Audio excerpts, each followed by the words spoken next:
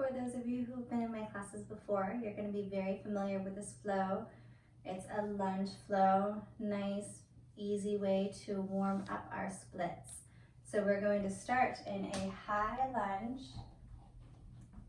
stacking our front knee in line with our front hip socket and keeping our back leg straight, shooting straight from the hip socket.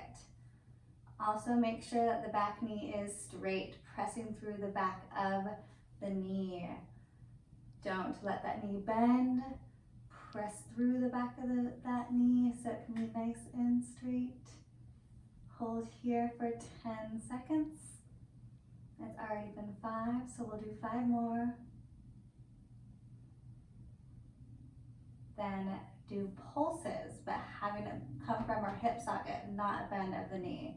So pressing 1, 2, 3, 4, 5, and balance.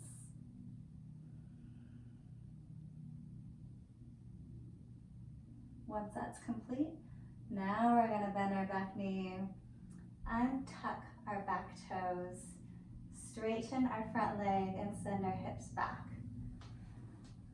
Coming down with a flat back first, then round your spine as you draw your nose towards your knee. If you can comfortably touch your knee with your nose, then bring your face on the outside of your knee, because that'll give you a little bit more intensity. We're doing each hold for 10 seconds. That's already been 5, so we'll do 5 more.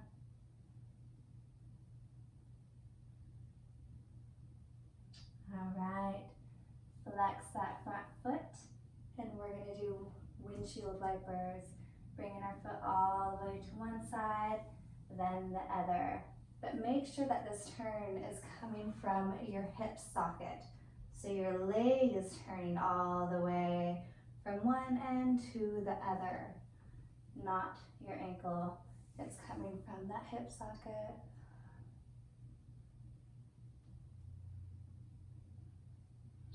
Once 5 is complete, point those toes, bring that foot flat to the mat.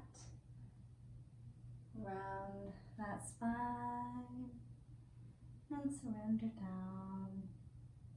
Remembering, if you can touch comfortably, bring that face to the outside of your leg.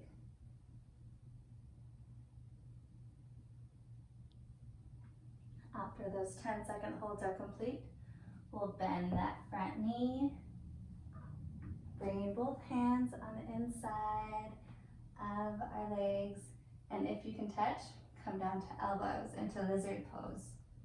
We'll hold here for 10 seconds first.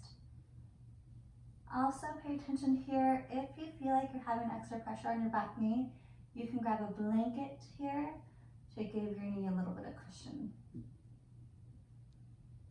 Now that it's been 10 seconds, we're gonna do hip circles. You can either come up to your hands here or stay down low. Make sure your hips go all the way around in both directions 5 times. And back.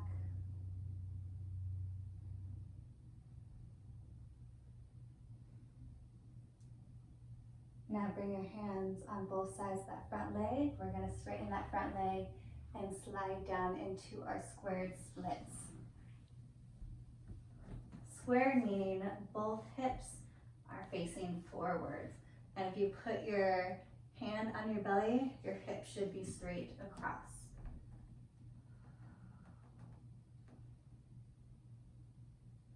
Here we're holding the full poses for 20 to 30 seconds, preferably 20, 30 for bonus points.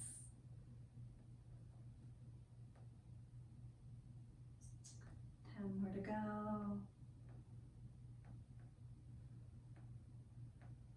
Also notice my spine is straight, my shoulders are rolled down and back. No hinging forward or rounding forward. We want to roll those shoulders down and back so we're not putting pressure on our upper backs. Now that that 30-second is complete, I'm bringing both hands on the inside and coming down to a surrendered open split.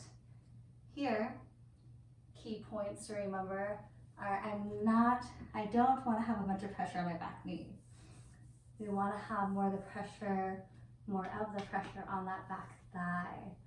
So again, if you need some padding to keep your knees safe, grab that blanket.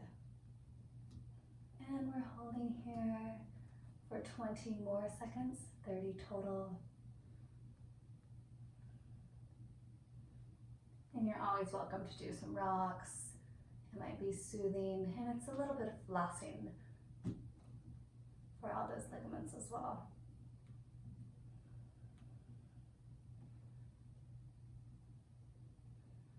All right, it's been about 30 seconds. I'm gonna pour my weight more onto my forearms and hands and onto my belly so I can lift my front leg up, and I'm gonna swing it back behind me. Once that's behind us, we'll sink our hip bones into the mat and shake our fascia side to side to loosen it up. We always want to give our bodies some soothe after the intense stretching. So repeat that on the other side, and we're doing that 3 times on each side. And then we can move forward to the next video.